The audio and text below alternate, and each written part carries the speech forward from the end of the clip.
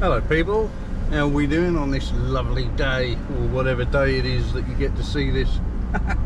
So I went on a bit of a trip at the weekend, drove up to Birmingham to see my Uncle Marshall because he offered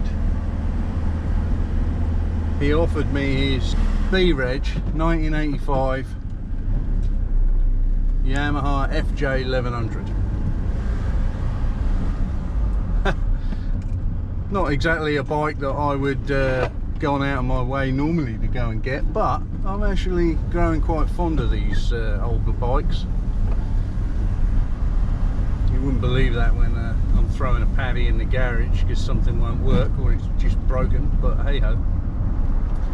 Anyway, I picked it up and I brought it down to the unit this morning to offload it, which I did, and then John turned up and said, oh, we're not getting into the job today because well, we just can't get down there and his van's got to go for MOT. So I said, right, I'm going to go and get the camera.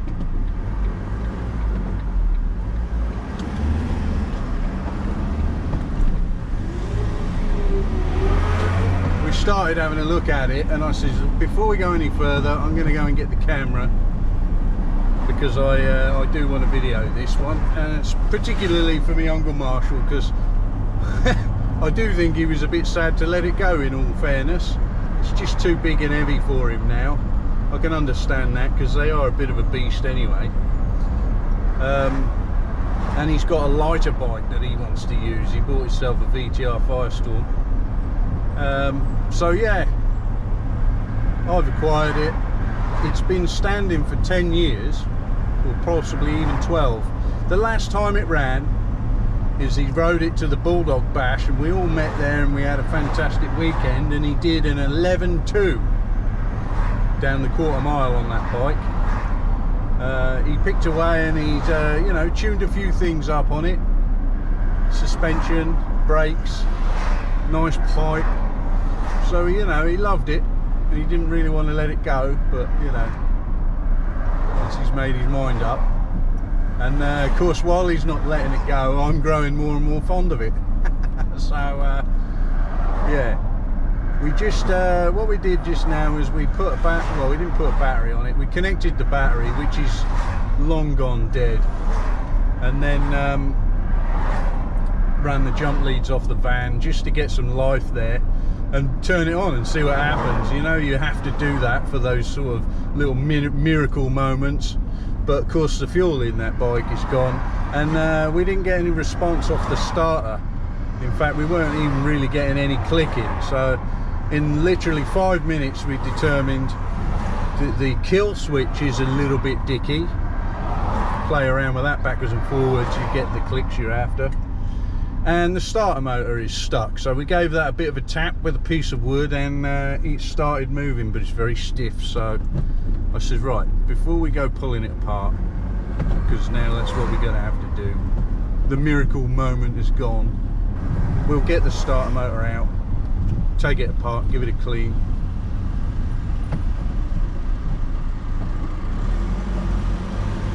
I've picked up some fresh fuel, so we'll get the tank off, drain the carbs, and who knows, maybe we'll actually get it running today. So I'm on the way there now. I'll catch you in a bit. Here we are there.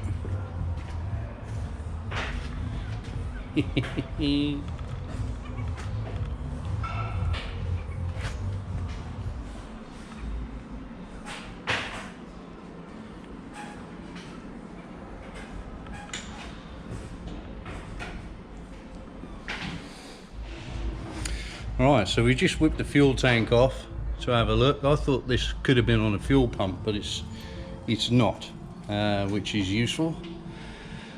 So that's one less thing to worry about. And we're going to get the starter motor out. I've just took the two 8mm bolts out of it, which are there. I'm going to loosen this clutch hose now, just rotate that round, so hopefully we'll have enough room to get that out, and we'll have a look at it, see if we can strip it down, give it a clean and get it working a bit smoother. So the starter motor won't quite pass by the alternator because of the wire there, so what you have to do is get a bigger 6mm Allen key, undo the alternator so that it's a bit loose in the frame there, and then you can jiggle the starter motor out past enough to get a 10mm on the earth lead for it there, and then undo that, and then it'll all come out.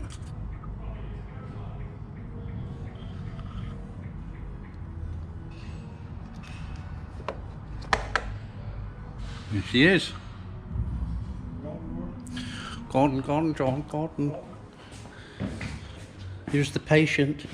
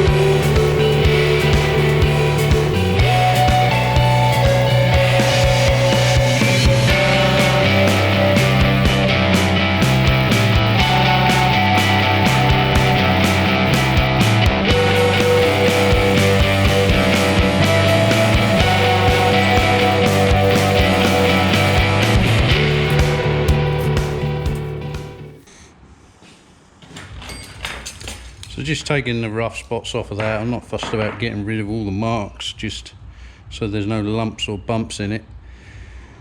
The brush face looks good, and the brushes actually look good down in there too. So we'll give it a quick squirty with a bit of GT85 and chuck it back together again, I suppose.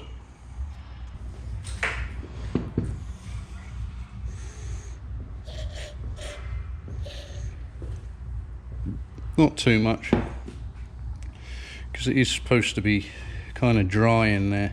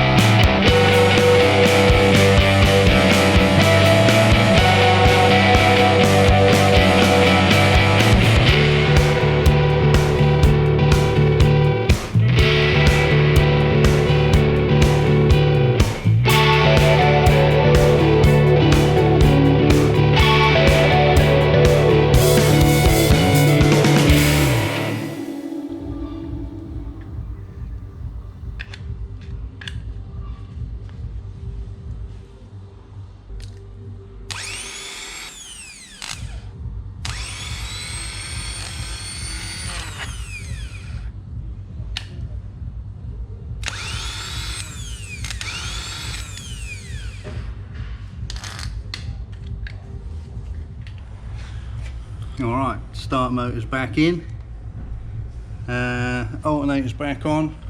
There is a bolt missing from the alternator. Whether that's come loose or it was forgotten to be put back in, I don't know, but for the time being it's okay, it's not going anywhere. We'll just have to find a bolt to go in that later. Hooked it up to the van battery, No fuel or anything at the minute, but we've got ignition and we've got starter motor. It's a bit lazy, motor's probably feeling a bit tight. So I think what I'm going to do now is I'm going to drain these carbs down off the carb bowl and inspect the fuel that comes out of them. And I'm tempted actually just to hook my little auxiliary tank up to the fuel line, fill them up with a bit of fresh fuel, and maybe we'll give it a crank over and see what happens before I go taking those carbs out and having a look. It depends what that fuel looks like when it comes out, so we'll drain that fuel out a minute and see how that looks. So we'll do number one here because it's quite accessible really. I was hoping that there is a overflow pipe off of all of them, but there isn't. I've put a clear one on there. I can get to the screw easily, and we've got the old generic spray can cap. It's great for catching a bit of fuel to see what's in there. So here you go. Right, drain it off and let's see what sort of state it's in. Ooh.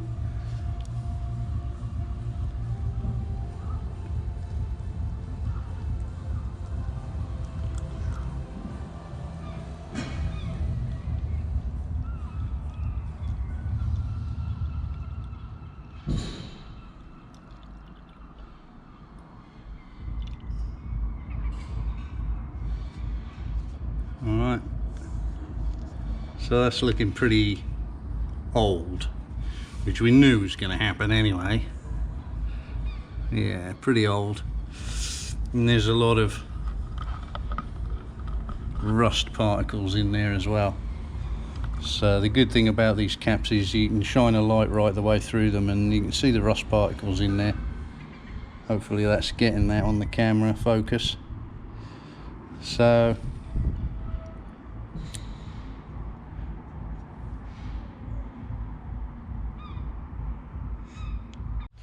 it's not the worst condition in there, but you know, I've seen worse. What happens with really old fuel is it kind of jellifies or goes hard brown like a varnish. It actually smells like varnish, but you know, that's run out of there. It's dragged some rust particles out with it.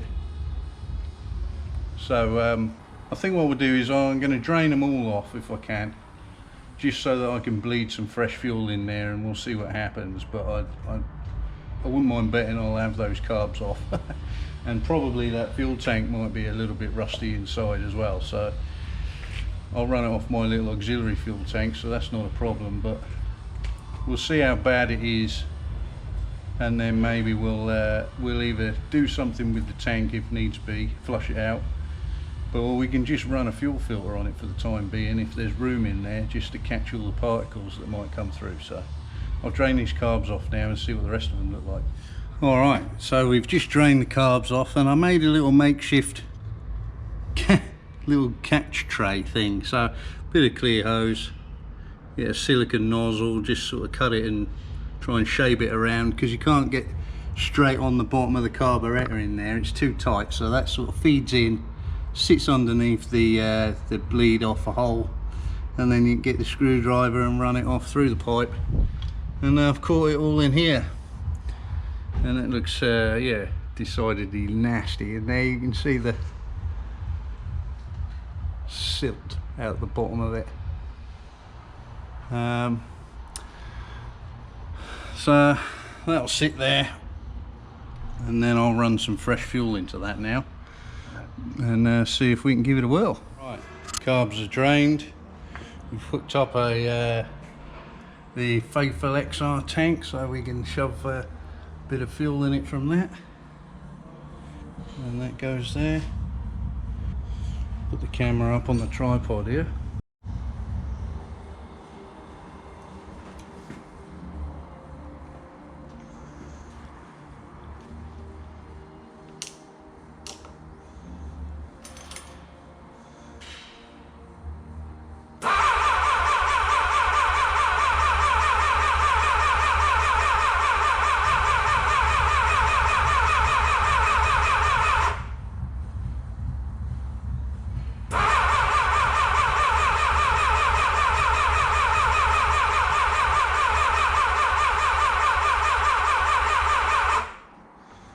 run the van up a minute just to give it a bit more power.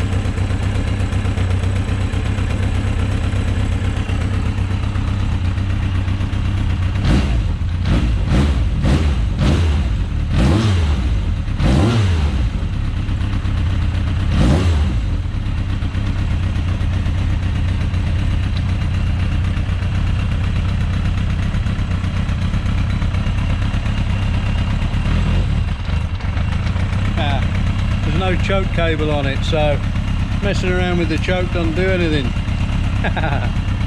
There's the choke there. Which is why she was reluctant to start.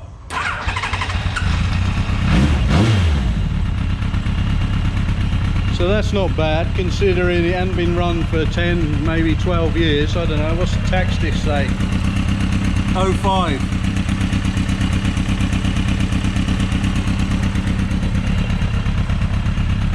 So quite a few years it hadn't even run. And with a bit of carb cleaner up the airbox, it started without the choke. That ain't bad, is it?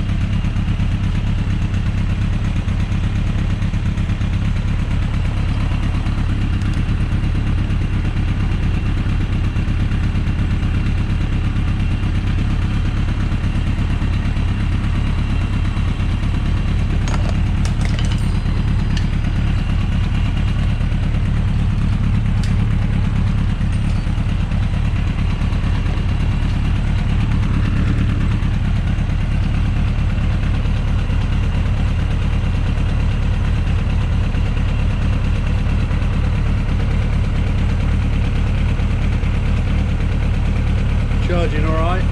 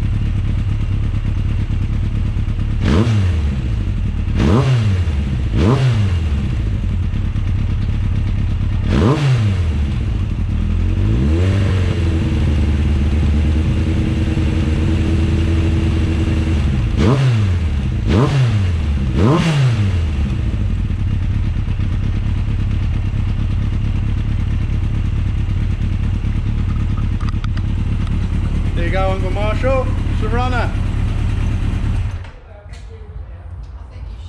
That took me, what, I don't know. Yeah, about 3 hours of just tinkering at my own pace, and up she goes. So stay tuned for the next video, and I'll get that out to you as soon as I can. Feel free to hit the like and subscribe, share it, do whatever you want. I'll catch you later. Cheers.